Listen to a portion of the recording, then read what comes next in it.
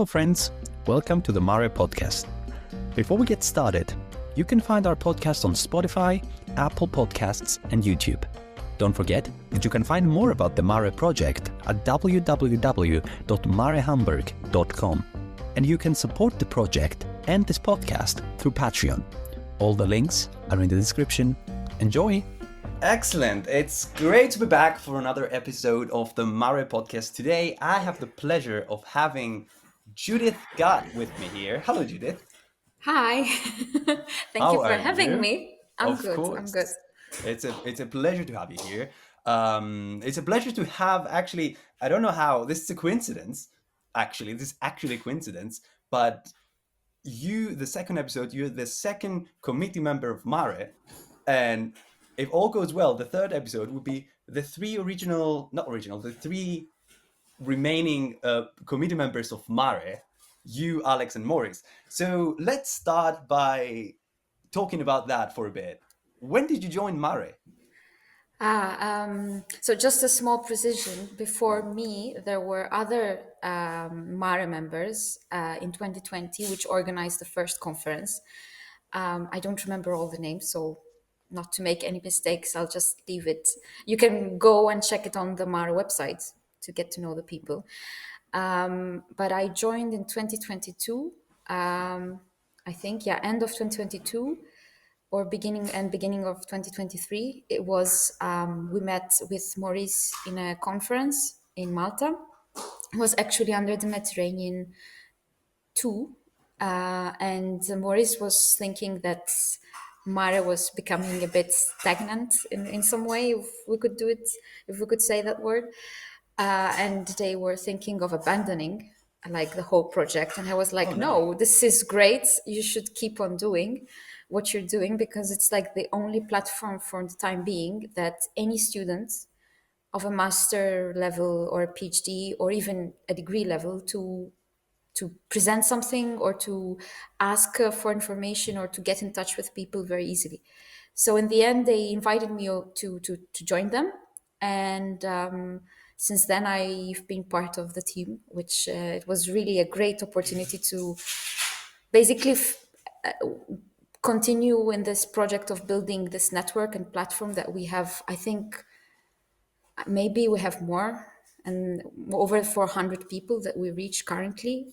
But I think the number went higher with I time. think the last head count that I did was about 650. Yeah. So that's We're up there. huge. And the fact that we have gained this as a team and as a MARE platform, this kind of recognition from people that even are like established in academia, and that they see what we're doing and what is our objective. And that was really, really nice. And actually now we're happy that we have other people joining and giving that opportunity for others to continue the work, which is you, Juan, and Nikos. Oh yeah, so we're absolutely. very happy. It's a brilliant experience being part of MARE and seeing and feeling like you're helping, like you're doing something and someone gets benefit from what you're doing. It's absolutely brilliant. So let's just mention something. You talked about the conference in Malta. The conference was not under the Mediterranean. The title was under the Mediterranean. Yeah. Yes. You were not underwater. Because someone might not know. You said in a way, yes, we're at a conference under the Mediterranean. The title of the conference is under the Mediterranean. And I think it's a conference named after the first publication of Honor Frost, right? Exactly. It's funded by the Honor Frost Foundation. You are talking about Honor Frost, you are an Honor Frost scholar for your PhD and your master's, right? Yes, it's been since 2019, since September of 2019, when I started my master's. I've had the Honor Frost Foundation basically supports and having my back, because I think it's a reality that everyone who is studying, you need financial support, either that you have to work on your own, or you have a scholarship. And I was very lucky to have the Honor Frost Foundation to support my my master's and also my PhD right now. So Oh yeah, it wasn't all about luck, of course. You're absolutely brilliant and smart, and you thoroughly well deserve the scholarship. But I want to ask a kind of I don't want to I want to say a cliche question. I don't know if you were asked this before, but what does it mean for you that the foundation that supports your studies is named after a maritime archaeologist, and more specifically, a woman maritime archaeologist? oh well, I mean, there have been some discussions. Basically, there was a roundtable discussion, I think, a year or 2 years ago, and the Honor Frost, where they were talking about women in maritime archaeology. And it is, I mean, I think my generation were very lucky as women to have much more, let's say, opportunities and equality in the space. We're still, I believe, we still have work to do on that subject, but we're in a good path. But having the foundation as and the main picture as a woman, I think it's very bold in some way and encouraging, because I mean, Honor Frost as a persona was like someone who had very progressive ideas, and as a person herself was a progressive person. The fact of let's fund local people, like people from Cyprus, people from Lebanon, people from Syria, to do the work instead of we Westerners to go to Cyprus to do the job for them. So I find that it's very inspiring in some way to have this woman. And in some way the story of Honor Frost is also very much personal to me, because it's like, uh, if I'm not mistaken, she was born in Cyprus and then raised in Malta. Well, I'm the opposite. I was born in Malta, raised in Cyprus. So it's kind of very, I feel it's very kind of personal in some way, without having any personal connection with this person. But I find it's kind of beautiful in that way. It's brilliant. It touches your heart, really. It's so inspiring. But since we talk about Oren Frost and fundings and studies, so how about you tell us what you're doing with your life right now? At what stage in your life are you? Well, I'm in the stage of finishing my PhD. Oh my God. In a couple of months, it should be submitted. So it's the grand finale, I like to call it, or the Yeah. marathon. It's some would say it's the end of a long, long journey, while others would say it's closer to the beginning of a new journey. I think it depends Which, where you are. I think it yeah, depends that's where my you question. are. Where are you? Are you I in the think end of the journey or ready for the beginning of the new journey I'm ahead? at the end of the journey, and I think once you submit, you see that okay, this is the beginning of a new journey. But right now, I'm not Hmm. there yet. Oh, you're not Uh, there yet. Well, I hope you are there soon, or whenever you yes. feel like you're ready to be there.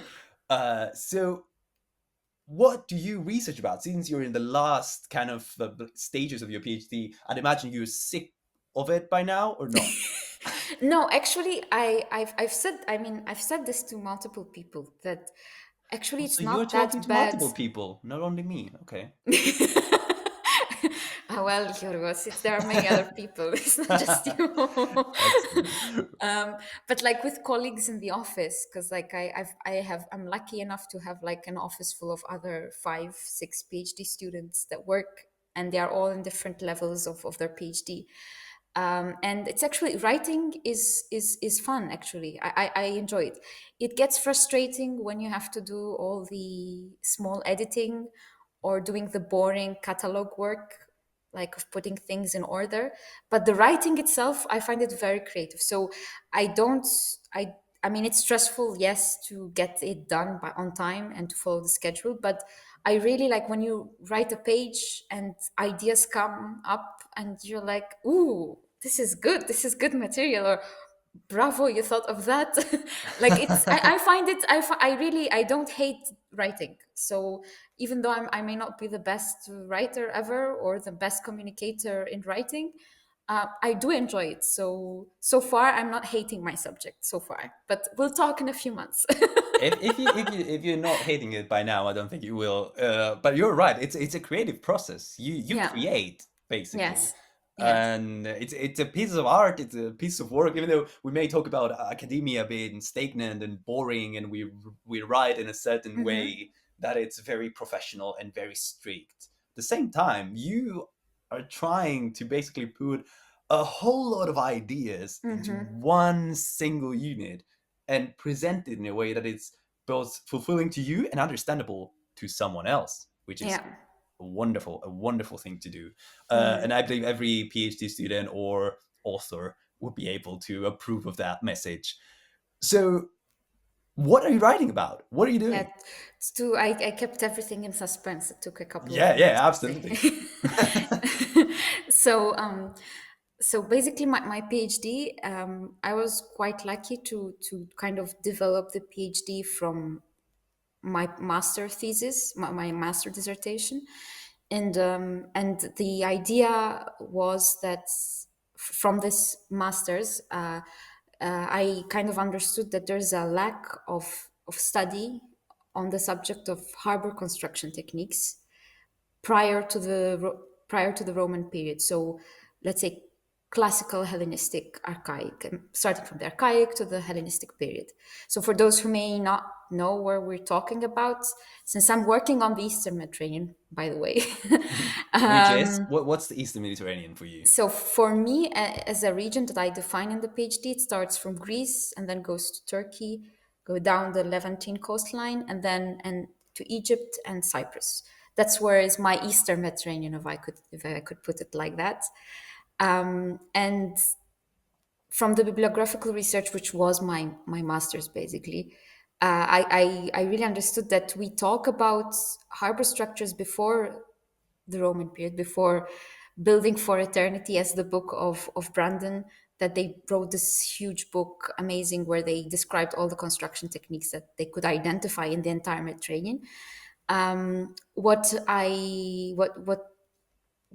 was concerning is that we use very general terms to describe harbor structures, and as if they are very easy and not complicated at all. And that kind of intrigued me a lot. And so I decided that I would do a PhD on that subject, on trying to see how can we define a harbor construction technique and a harbor structure that is dated between the classical and the Hellenistic period. So the classical period, it starts.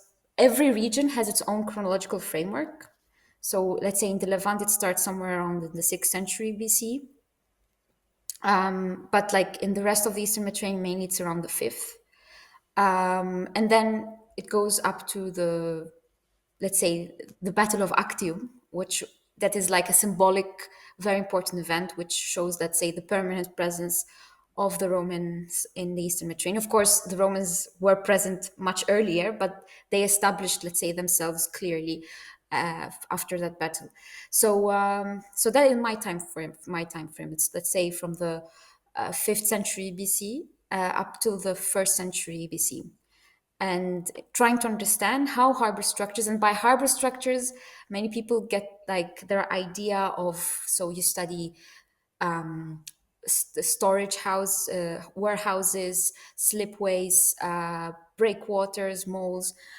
In my PhD, I defined harbor structures as a very specific category, which is all harbor structures are structures that are built in water, and their main aim is to define the harbor basin, define and protect the harbor basin. So a slipway, for instance, is a structure that facilitates the further function of a harbor basin. It doesn't protect the harbor basin and the ships inside. I mean, it protects, of course, but it's not the primary, let's say, element that protects the ship. Yeah, and There's first the what is a breakwater. sleepway? Do you want to explain to us what is a slipway? Oh, so a slipway, you can imagine a ramp that we have, I mean, in different spaces in public buildings, or also in the beach sometimes, where you have boats being towed to shore. So that's a slipway. It's basically a ramp, which sometimes we call them also ship sheds, because they have also a structure that protects them with a roof and a colonnade. So it's and it was used basically for ships for naval for triremes, for naval battle ships, to store them in order to keep them lightweight, so that they don't suck the water. If we could use that word. Oh yeah, Uh, absolutely. So it's something that we find in every harbor, slipways, or is it something yes, that we find in and not every harbor? all, not Not not all. not all harbors. Sorry, not all harbors. Slipways. No, I was thinking that you was going to say breakwaters, or no, Oh no, no, no, I'm going to go to the topic of breakwaters. So no, no, breakwaters, we find them everywhere. no either. I No, mean, not that either. there are varieties of harbor structures that could be built, and this is the second part of my PhD of why certain harbor structures and certain construction techniques are built in a specific site. But before I go there, I just wanted to clarify that no, Yes. slipways and harbor structures in general, they are not everywhere. They are not a must to have a harbor. You can sometimes have a harbor simply, which in that case we call it then an anchorage, simply by natural features like islets, promontories that create a protected space for ships. So you don't really need a basin, a protected basin. You don't always need a harbor structure to have a protected basin. So if that's clear for Oh you. yeah, of course, that makes absolute sense. I think everyone, even if you've never seen a harbor in your life, you can imagine how a harbor can be structured and how a harbor cannot be structured and Yes. be, because of its natural features, be an anchorage and people just anchoring there. So this does not only have to do with the natural features of an area. I'd imagine that larger cities and larger settlements, and we talk about the classical and Hellenistic eras, we talk about the eras of empires and the eras where Yes. the armies and the navies were getting massive. So I'd imagine that harbors became kind of a necessity to facilitate and help all those large and vast navies that were conducting war day in, day out. So I'd imagine that does it change due to the political change in the area, or is it just something so standard that they just don't bother changing it throughout the classical and Hellenistic era? I'm so happy you asked that question. Really? Yes, because What? one of Why? one because one of the, let's say, missions that I in the PhD I write objectives, but it was really for me a mission like to really try and understand based on what we have published so far, what how construction techniques have developed through time. And to do that, you really need to understand the larger picture, not just the construction from an architecture point of view of the construction of the structure, but also on the historical context. As you're saying, it's a time of empires and how this changes. So one thing that really kind of struck me from collecting all this data is when we enter the Hellenistic period, which there is, of course, a change in the political status, political organization of the region, which from polis, Greek polis or city states or small kingdoms, we start having empires, and empires that are in conflict with each other. We have the Seleucids, the Ptolemies, the Antigonids, which are going one after the other, and frontiers that change constantly. Yeah, and And these all actually, are we need to clarify that these are the successors of Alexander the Great. exactly, So Alexander sorry, dies yes, in 323 BC, and his large and vast empire just fractures into pieces, and everyone gets a piece of the pie, and exactly, then all the successors just join into conflict constantly on the Hellenistic era. So yes, sorry to exactly. interrupt you. Continue. Yes, and so basically through this time, what kind of seemed interesting is to see that we do not have anymore the polis that is funding, or we start seeing not only polis funding harbor works, but also these these personalities, which are kind of basilis as they pronounce themselves later on, that are funding these kind of projects. And this factor, I think it's this change is interesting because we start seeing at that time, not only, let's say, bigger harbors with much more, let's say, this change in volume and this change in further including the harbor structures in the fortification and including the harbor in the warfare. Basically, what we see also is what we could call small experiments that start appearing in harbor construction. And of course, to as a disclaimer, small experiments happened throughout the entire, let's say, history of harbor development. It was not only in the Hellenistic period that suddenly we have people experimenting in water, but I really think that in the Hellenistic time, that was really kind of a risky place with very ambitious people that wanted to leave a mark of their reign. So they ventured into investing in these kind of constructions, and that's kind of brings me to my case study, which I'm very happy to say that we've worked in Amathus together, both of Oh us. yes, we did. Yes, we did. Yeah, And yeah. As a disclaimer, me and Judith have known each other for quite some time now. Yes. As a disclaimer, I should have said that in the beginning. I forgot. yes. Yes. Continue. And Amathus is a harbor in the south central coast of Cyprus. For those who don't know, it is currently it's the first accessible underwater archaeological park of the island. So if you ever happen to be in Cyprus, please go. It's fascinating. It's not just because I love Amathus for my own personal reasons. It is fascinating. No, I can And absolutely vouch for that. yeah, It's there's the archaeological site up on the hill, and then you can take a swim, literally a swim with a snorkel, a mask, goggles, and see the harbor structures exactly. underwater. It's a wonderful experience that I think. Can you see that anywhere else in the Eastern Mediterranean? Is there any such cases, such shallow depths that are you can visit them, and there's all this underwater like explanation tablets underwater, right? They're still there. Yes, yes. Well, they're still there. I mean, there are sites. There's, for instance, Pavlopetri in Greece, Is which that is can you visit that? yes, you can visit Oh, that. And they wonderful. have recently, I think 2 years ago, the F.R.I.T had installed some underwater signs, basically. There's also Caesarea Marittima, but I don't know how accessible it is to non-divers, if I'm not mistaken. I'm not sure. Yeah, I don't remember how deep that is. Me Yes. neither, me neither. But I know I've seen that there are like diving clubs that take people there, but I don't know what depths are we talking about exactly and where Hmm. exactly they take the people. Okay, So that's interesting to see. So, just as a disclaimer, Pavlo Petri is a submerged settlement of the Bronze Age, and I yes, think there's some wonderful documentaries about it. And I yes, think very impressive ones.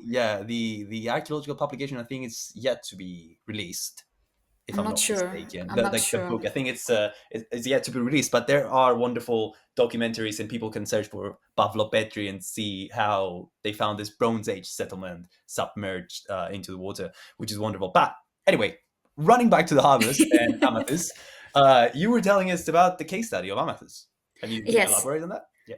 So basically, my PhD is on different levels. So you have to kind of see the PhD is like I'm a bird and I'm flying, and then I am tired and I just want to land somewhere. And I decided to land in Amathus. So me flying around was flying all over the Mediterranean and seeing what harbor structures do we have, what kind of construction techniques do we have.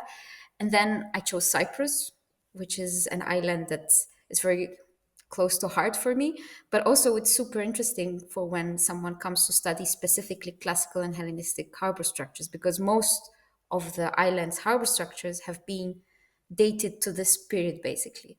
So Amathus is one of them, and I am very lucky, and I think Cyprus is very lucky to have one of the best preserved harbor sites in the Eastern Mediterranean. I think also we can say in the Mediterranean, the level of preservation is outstanding.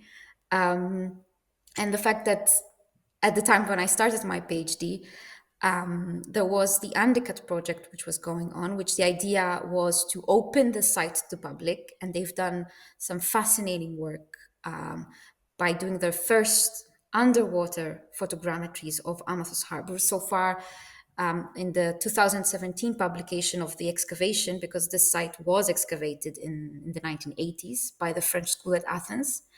And this kind of work in 2022, really, 2021, 2022, really pushed our knowledge further by complementing the publication and the work that was conducted in the 80s. So I was lucky enough to start the PhD during a time where people were working in Amathus, and I was able to access the data. So I would really like to thank the team from the University of Cyprus, from the Technical University of Cyprus, that have provided all the data and shared it so that we could restart, or in some way, or restart this scientific research on a very specific subject, on how do we construct harbor structures during this time. And since Amathus is dated during this period and is considered to have been built by one of the sons of the successors of Alexander the Great, Dimitrios Poliorkitis, the son of Antigonos.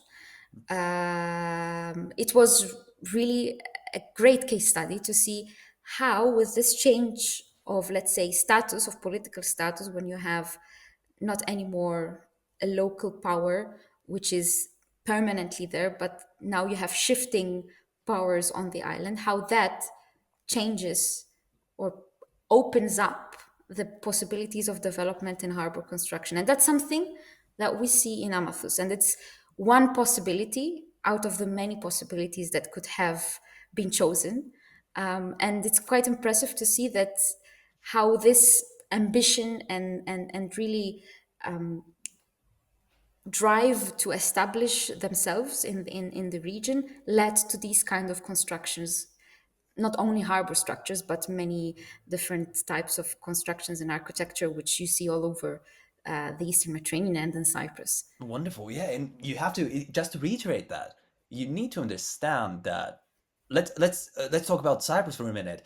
I think that before Alexander, Cyprus was fragmented into some certain amount of different kind of, the, may call it city states, some call it city states, some call it small countries within the country.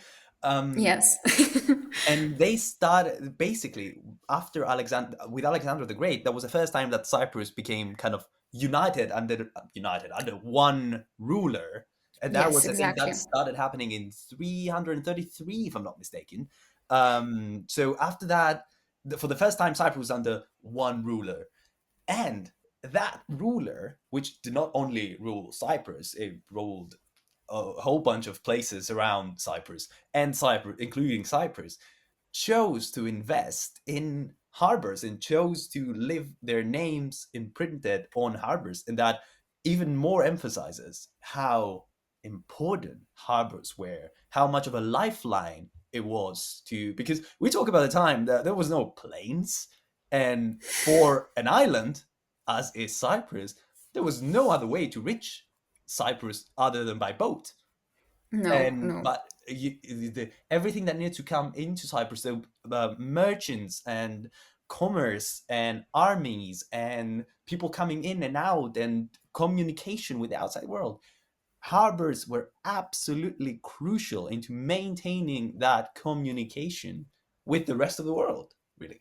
And it's absolutely fascinating to see how important it is. And I think if some people take our advice and go and do a swim in Amathus and have this in mind, I think it gives you goosebumps just to think how much of how important those structures were It's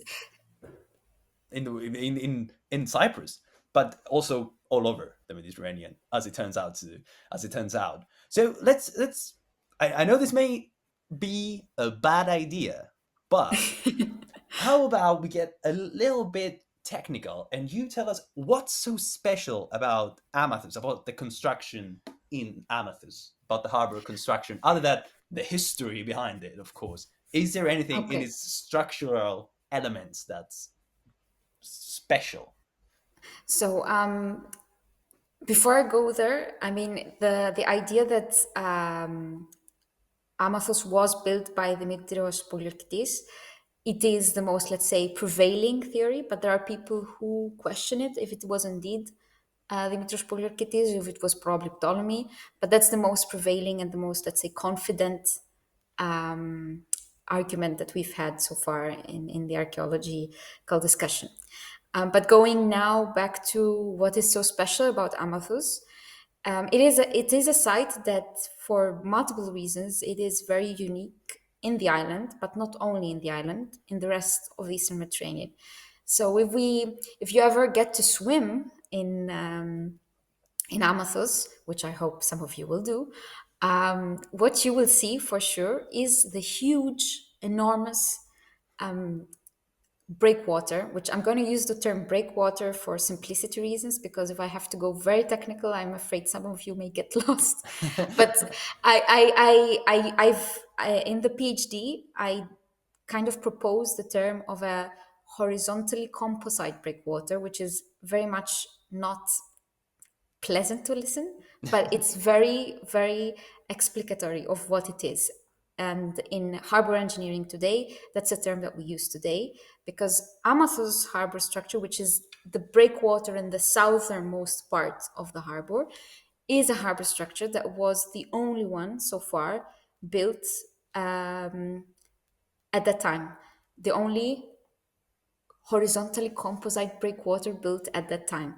We have multiple types of breakwaters, just to explain, multiple forms of breakwaters. In archaeology, one of the problems is that we use a lot the term breakwater, but breakwater could be many different forms of breakwaters. There are many categories. And in antiquity, we have two prevailing types, which is the mound breakwater, which is a spill of rubble, which, as in the PhD, I try to convince my readers, is that it's not just throwing boulders and whatever stones you have in the sea. It's a very well thought process, and it's a layering of different sizes of stones, but that we'll maybe talk about another time. And then you have the composite breakwater, which is, again, you have that rubble mound, which on top you have on top or on one of the sides, usually it's the leeward side, the side that looks towards the shore, you have an area where you can walk, which is usually ashlar. Today it's concrete. And it provides a space where you can anchor, people can walk, people can load and goods, unload or load goods on ships, on boats. So it's there are different types of breakwaters, and Amathus presents this horizontal composite breakwater, which you have to imagine. You have a a huge of around 180 meters of a row of headers of blocks of ashlar blocks, simply placed one after the other in a one line. And then on the seaward side, the side that is looking towards the sea, you have this spill of rubble. And this is the first time we're seeing this type of construction ever. What we see it appear again in the Roman times, but in the classical Hellenistic times, we have no such example. And it's the first time we have this kind of experiment, because to be an innovation, it means that in the end, it's going to be immediately, in one way, adapted by the rest of the community that builds harbors, we could put it like that. And that's not the case. It reappears in a different way in Caesarea Maritima in the Roman times.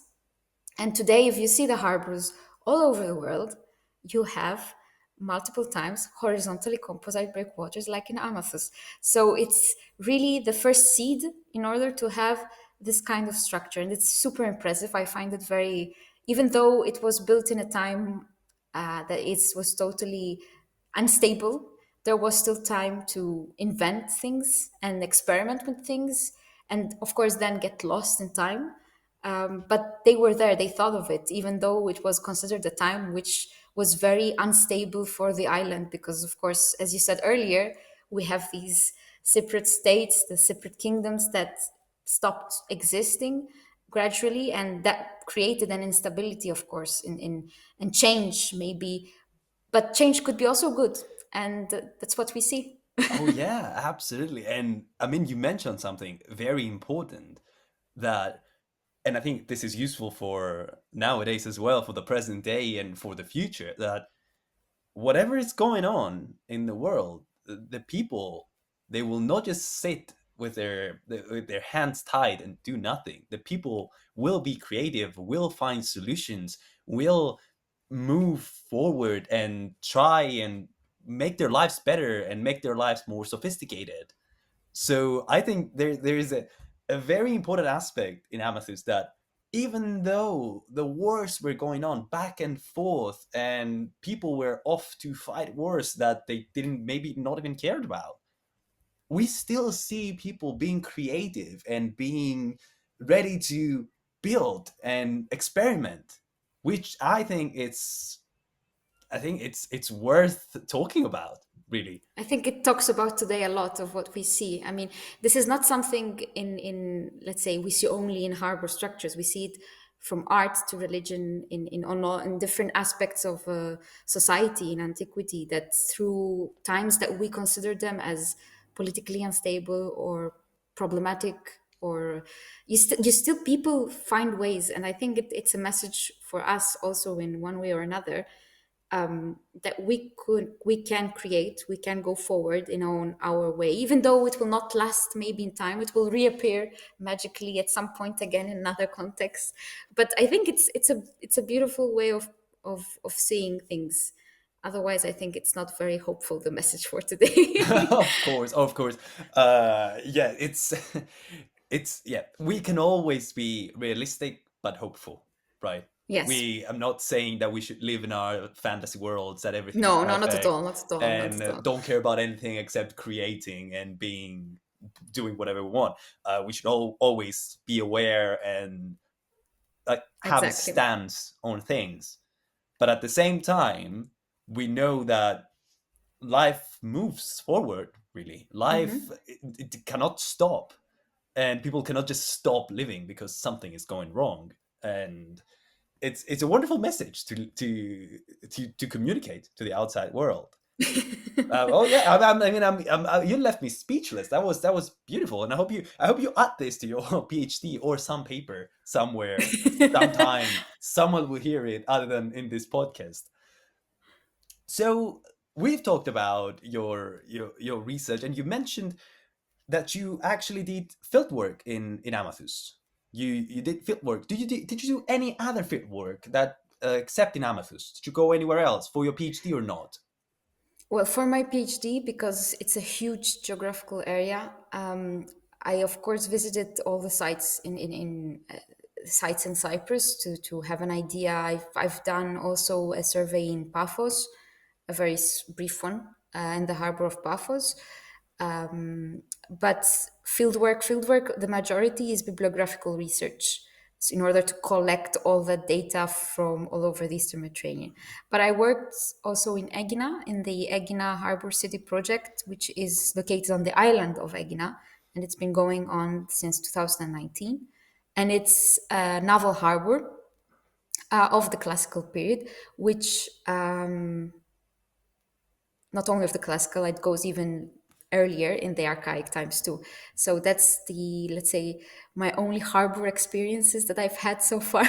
Oh, that's great. That's great. Would you like to have done more, but logistically or maybe financially it was impossible to do? Of course, I mean, who would say no to fieldwork? But then you have to be realistic about the time and the time it gets to basically then process the entire data. So I decided that I will do one season of fieldwork, which was a good taste of what fieldwork looks like when you are organizing it and really like dealing with managing a group and people and all the problems that can come up during a survey. And but yeah, I would definitely would have loved to do more Oh yeah. fieldwork. I So would lie. talk to us a bit about that. What's the difficulty in organizing field work in archaeology? What is the things you have to take into consideration, like the most important things? Well, I was very lucky, to be honest, because I've had great, amazing support from both universities that I am doing my PhD with, Aix-Marseille and the University of Cyprus. So For instance, I didn't, because I got the permit of the very last minute, and I had to find budget in order to pay people to come and travel, and to basically to finance the entire project. And there wasn't at that time a European project called Neanias, which was had funding for field work in order to experiment with underwater photogrammetries. So we used Amathus as a case study, and we could finance part of that mapping that we did in Amathus. Then, of course, it's a lot of we don't really understand that, I think, in archaeology, and it's only when you get into that role you're not just being a person, you're not just being an archaeologist at the time and a diver, or doing, let's say, drawings underwater, but you're also doing a bit human resources, like people's problems that you need to respect, people's limits that you need to respect. You need to be a good communicator. You need to think of all the personal issues that can exist in a space, all the logistics that come with, like, things that you need with you every day in order not to waste the time to going back and forth. So it's a lot of organizing and good communication, I believe, and above all, and then you are an archaeologist, and then you are a diver. Wow. So Well, it's first, really it's a team sport, isn't it? yes, definitely. I mean, without a team, archaeologists are nothing, in my opinion. So I think we should always acknowledge the fact that every individual who's doing research, he or she or they are backed with a huge amount of people that are working with them, are supporting them financially or in logistically on the site. So it's super important.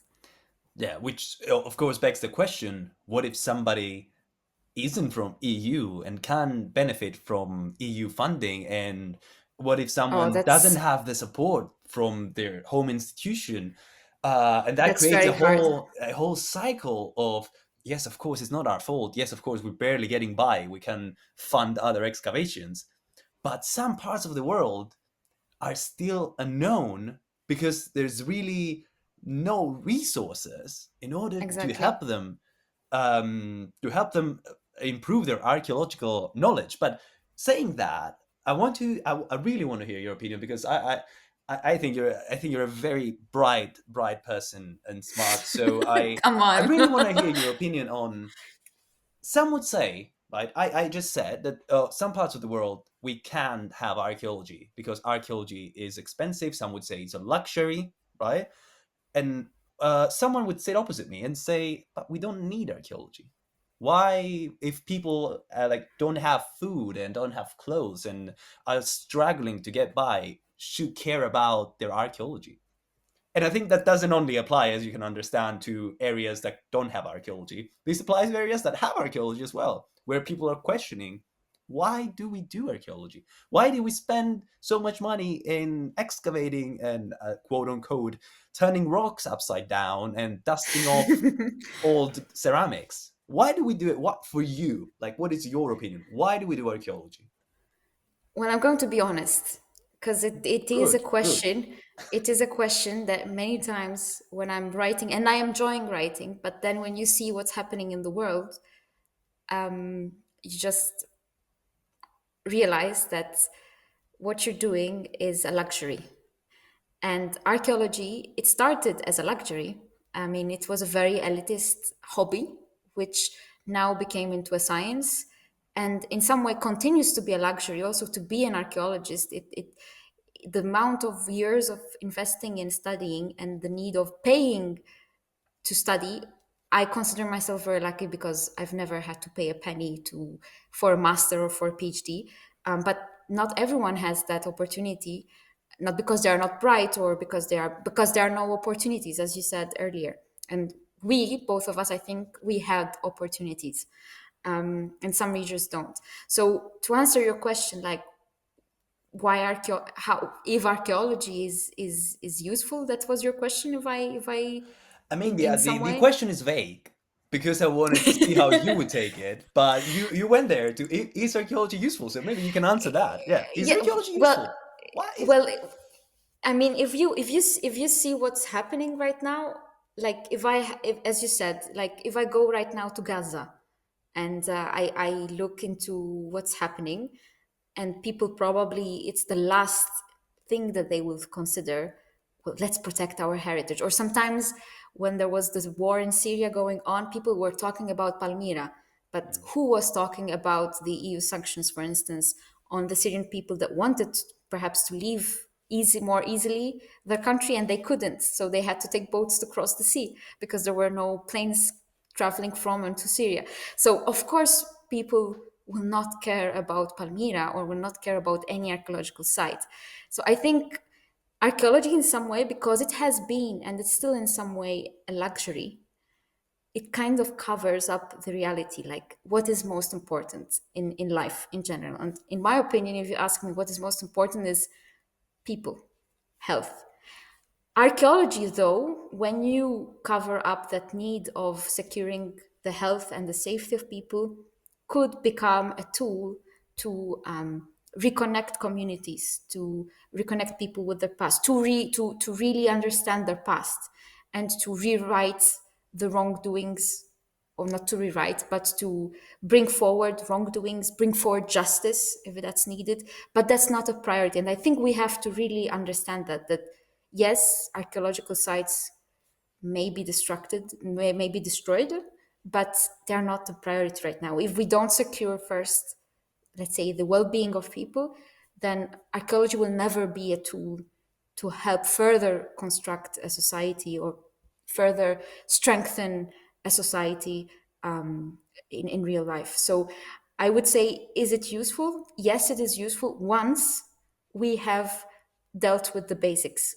So, and I really personally, I really get very upset, if I could use that word, when Of people course. talk about the destruction of archaeological sites, not only from war, but also from climate change, while we really don't consider, as archaeologists, we are, for instance, contributing to the climate change because we have a very good carbon footprint as archaeologists with all the traveling we do. I mean, it's a reality.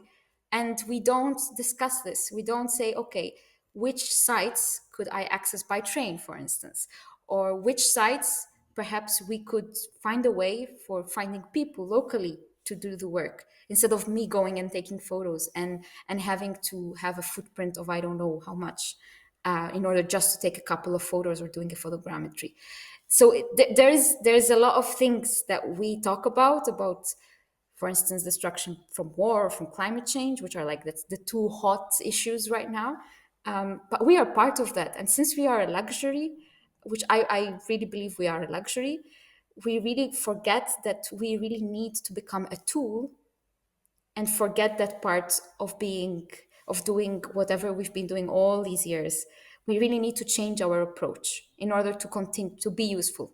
We've been so far very useful in some way because there has been that luxury in terms of budget and interest, but I don't think we're going to have that anymore in the coming years. It's not a pessimistic view.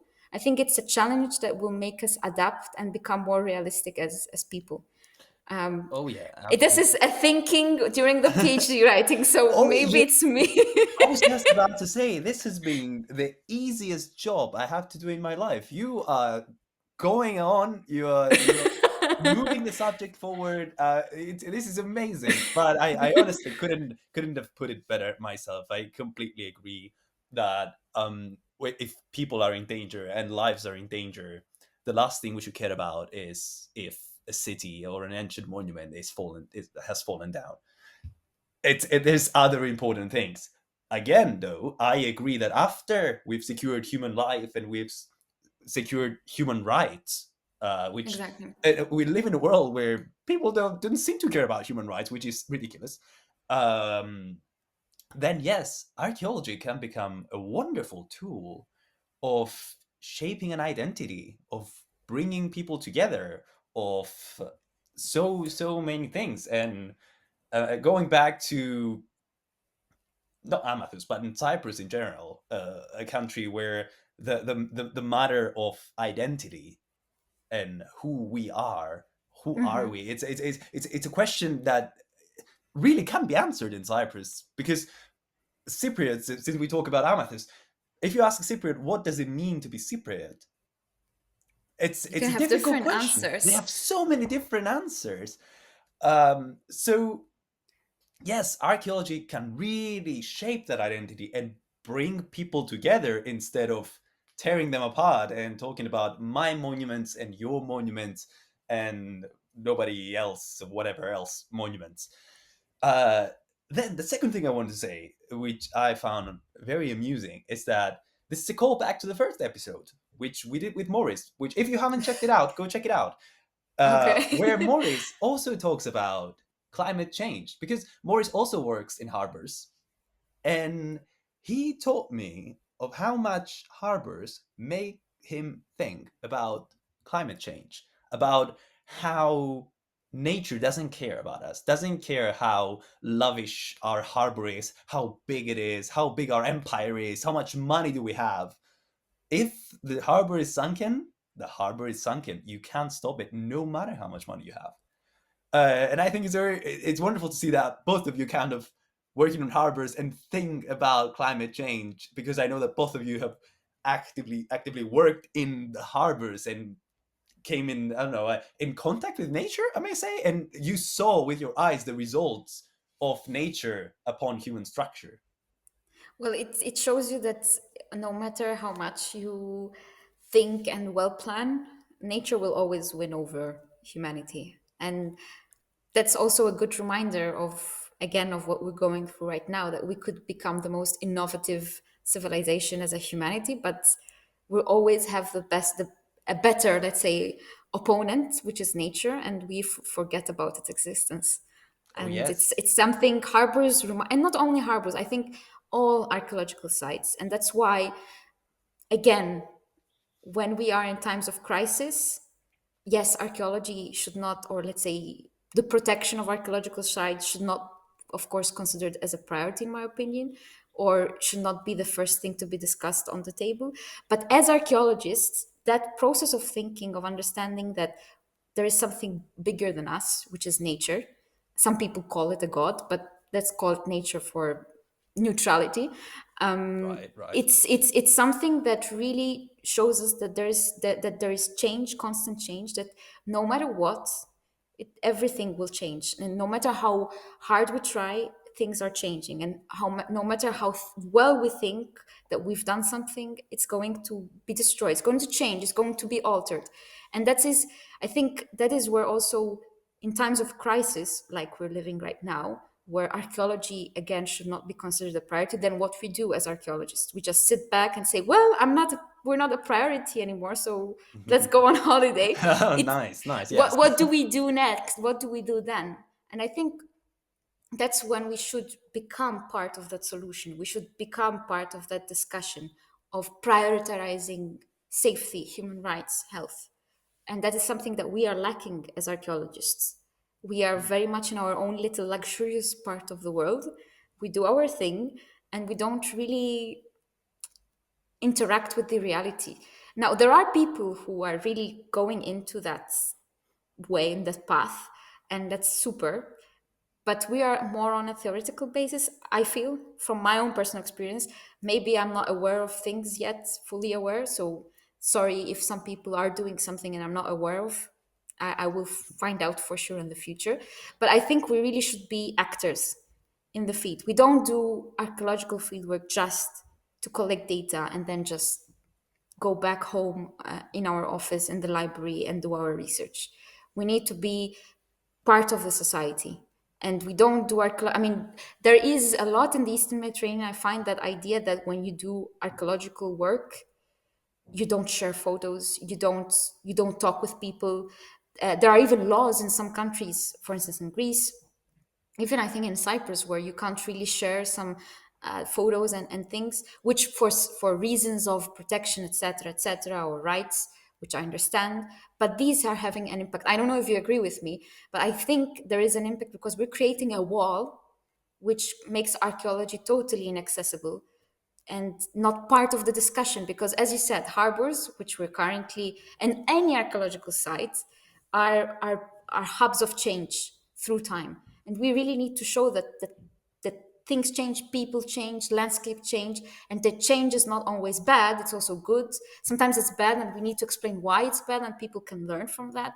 And we really need to become actors in that part of sharing and educating people, not one day as an open day because we have to and because it's in the UNESCO convention that we need to disseminate, but we really have to take it as our mission. This is what we do, and not just for the sake of ticking a box. I don't know if you agree with me. Let me know what you think. of So it's kind of a meta answer, but we are in a studio, let's say, doing kind of exactly what you're talking about, being advocates of change. And the whole reason we started this is because we really wanted, or I really wanted, I don't know how many people wanted it. I wanted the early career researchers in, this is for maritime archaeology, of course, but this can apply to all archaeologists, to Yes. actually give them a kind of platform, a kind of voice to speak about the issues that, if you ask, maybe this is not to spread hate or anything, but maybe if you ask an archaeology professor in some university, that they maybe not have the energy or the enthusiasm. I'm not saying that they're not doing it or I want to spread shade over anybody, but they may not have the enthusiasm and the energy and the ideas to actually be advocates for that change, to actually bring this conversation forward and not choose to hide away from the problems. Because this is exactly what archaeology is. We uncover the ruins of the past, we uncover the problems and we're talking about them. So if we choose to hide away the problems and, as you said, live in our beautiful, beautiful libraries and offices and just collect ceramics and talk about them, and for example, archaeology in the age of globalization, as you said in the beginning of this episode about Honor Frost funding people from the Eastern Mediterranean to do research on Eastern Mediterranean. If I, for example, choose to go to Mexico and pick up a bunch of stuff, archaeology related stuff, but I choose not to see any of the problems that's going on in Mexico and just go pick my stuff and leave, then have I really fulfilled my mission as an archaeologist? Should we talk about archaeologists having not only a responsibility of taking care of antiquities, a responsibility of preserving the antiquity, as we say so often. Our job is to protect and preserve and Hmm. publish antiquities. Maybe archaeologists, the scientists, as we like to call ourselves, who study humans. That's the core of it. We study Yeah. humans of the past through their material evidence, should talk about how today's problems can be solved, or how can we advocate for the problems and talk about them and bring them forward. And of course, it's wonderful to talk about XYZ ceramic and how nicely they're decorated and how good they look, but what's the end? What's the legacy we're leaving behind? What's the Hmm. imprint we want to leave in the world? And you're absolutely right in something else as well, that nowadays, being a PhD student myself and talking to a lot of PhD students and knowing a bunch of people that went through the process of applying for a PhD and trying to get into a PhD program, that they all are feeling forced to undertake fieldwork. They feel that their project will be undervalued if there's not a part of it that says, I will fly to XYZ location, and, as you said, take the pictures for myself, because it doesn't look very nice if I use the picture Judith took. I need to go take my own pictures and put them in my PhD because I'm doing my own research. So you pointed a bunch of important things. I felt the need to address them all one by one. I don't know if I did, if I did them justice, but yes, you're absolutely right. And this podcast is partly, what is it about? What is it about? To be advocates for that change and to bring that energy forward and talk about it, initiate a conversation. But I really haven't answered yet the question of how practically we're doing, because I could have sounded very judgmental earlier where I said people are getting into that path, but they are very much into theory or Mhm. legislation, let's say. but how we do that practically. Okay, So how do? I haven't really figured that out, and I think having that question in mind is a good start. And I really hope in the future I'll be able to give you an answer on that, or first of all to myself, Mm. and then to others who may ask me that question of how we could become really part of the solution. I mean, now archaeology is very much being sold as an interdisciplinary science, which is great. And it's getting involved in different projects which have not something to do forcefully with an archaeological site, but with something else. And that's great. And that's a good start. But we really have to think as humans also when you see what's happening around the world, like what I do right now, how is it in some way contributing the community, contributing beyond me and the 5-10 people that are interested in this subject. And that's, I think, a challenge for every archaeologist to answer the question how my work could be something beyond my work. Absolutely, yeah. And I don't think it's your job to find a solution to the problem, but it is our job to find a solution to the problem. As we've Yeah, spoken about but in I this episode a lot, is people are all about collaboration, all about working together and finding solutions. So I don't think it's one person's no, work to but find a solution.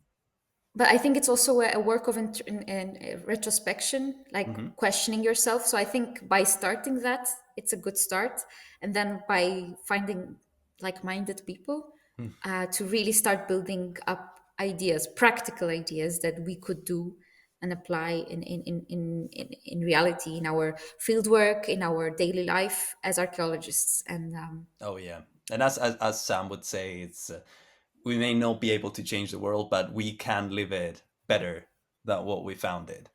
Right? I agree with that. I mean, we are we are the next generation, and sometimes things are very dark, and it's and they look like it. I really believe we should name things as they are. They are dark, but as you said, we have the energy, as you said earlier. We have that inspiration, that drive, and we can make things live much better livable. So, and I'm confident on that. We will find a way to do that.